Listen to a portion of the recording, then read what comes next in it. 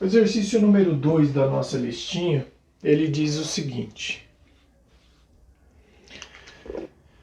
Júlio, estudante de física, realizava no laboratório um experimento no qual deveria aquecer certa massa de água, inicialmente a temperatura de 25 graus Celsius. Ao colocar sobre a mesa o termômetro utilizado para medir a temperatura inicial da água, o instrumento caiu e se quebrou. Procurando outro termômetro, encontrou um graduado na escala Kelvin e o utilizou para medir a temperatura ao final do aquecimento da água, encontrando o valor de 318 Kelvin. Em seu relatório, o estudante deveria utilizar a variação de temperatura da água na escala Fahrenheit. Qual o valor em graus Fahrenheit encontrado por Júlio para a variação de temperatura da água? Bom, vamos lá. Primeiro, vamos retirar as informações aí do enunciado. A temperatura da água, inicialmente 25 graus Celsius. Temperatura inicial de 25 graus Celsius. Ao colocar sobre a mesa, o termômetro utilizado para medir a temperatura inicial da água caiu e se quebrou. Procurando outro termômetro, encontrou um graduado na escala Kelvin e utilizou para medir a temperatura ao final do aquecimento da água, encontrando o valor de 318 Kelvin. Temperatura final, 318 Kelvin. Em seu relatório, o estudante deveria utilizar a variação de temperatura da água na escala Fahrenheit. Eu quero a variação da temperatura na escala Fahrenheit. Qual o valor em graus Fahrenheit encontrado por Júlio para a variação de temperatura da água? Bom, vamos lá. Aqui a gente tem a temperatura de 318 Kelvin.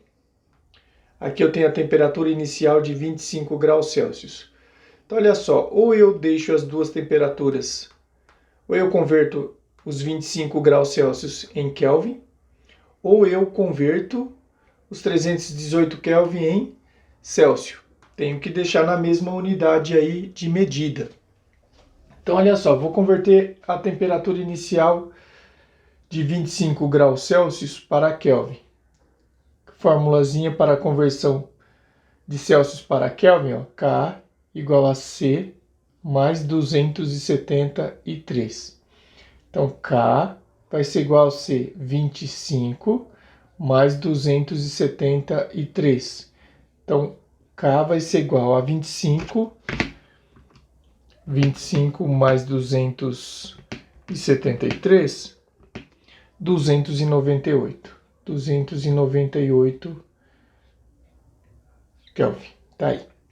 Eu quero a variação na escala Fahrenheit. Variação